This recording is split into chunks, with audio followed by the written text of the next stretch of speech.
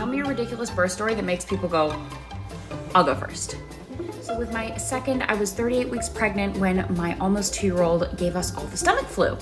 And it was bad, it was like a rager.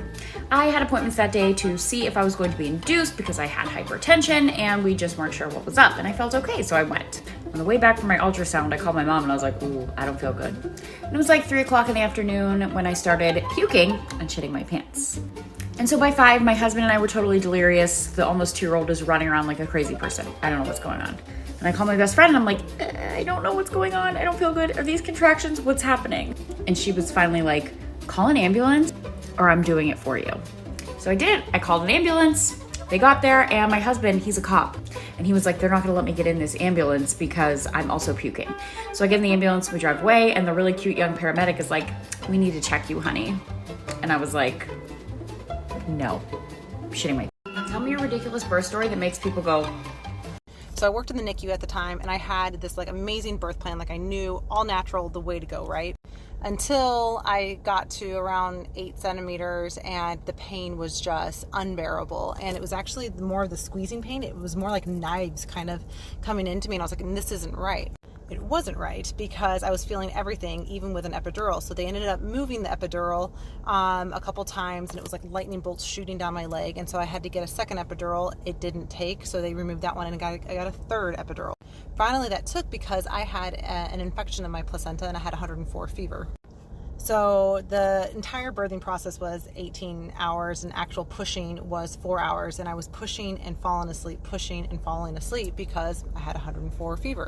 So my daughter had her meconium inside of me, and because she kind of got stuck in the birth canal, they had 2 nurses on either side of me ready to break my hips because she didn't. Tell me a ridiculous birth story that makes people go. This one was meant for me. When they broke my water with my second son, the nurse checked me afterward and goes, "Oh, what the frick is O for?" She then has another nurse check me, who also seems concerned, and then they call in the doctor. The doctor tells me that when they broke my water, he slipped his hand over his head and is now like in the canal like this. And when they go in to check, he is grabbing their fingers. It's cool. My son's just shaking hands with the doctor.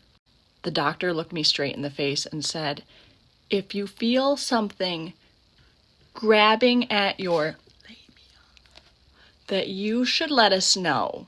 I straight laughed in their face. And the doctor goes, oh, I'm not kidding. What?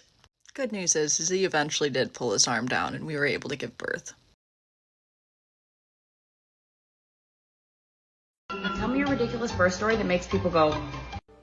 When I was pregnant with my second child, we had recently moved to a town that was about an hour and a half from the nearest hospital.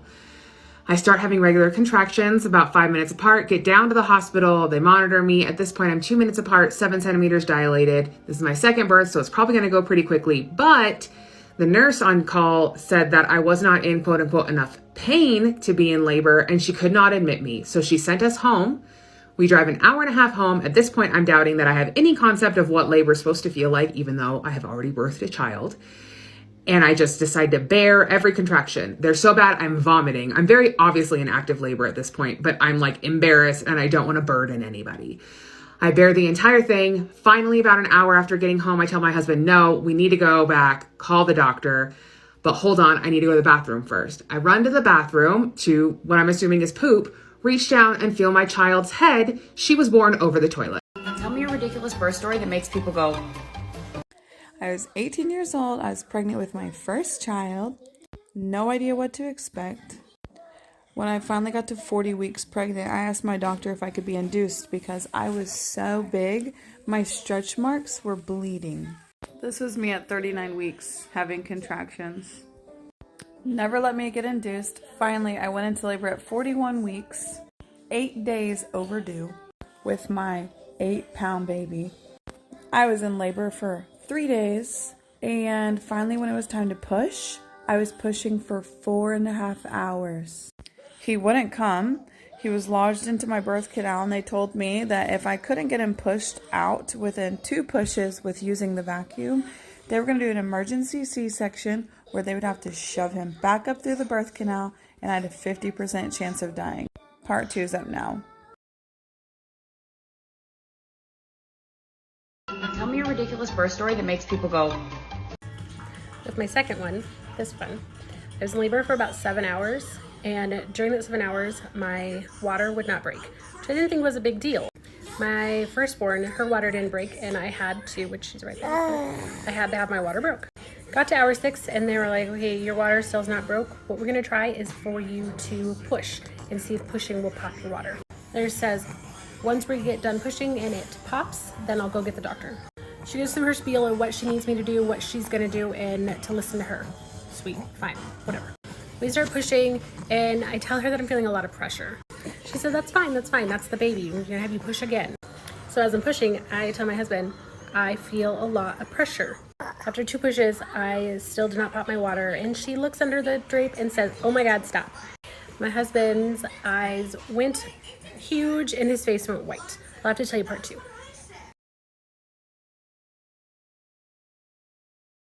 tell me a ridiculous birth story that makes people go, When I was 36 weeks pregnant, my husband, dad, and brother decided to go deep sea fishing 3 hours offshore. And I told them, like, I know I still have 4 weeks left, but you need to figure out what radio channel you're on or something so I can reach you, you know, just in case. So I'm just chilling in my backyard with my toddler. I stand up and my water breaks. Yeah.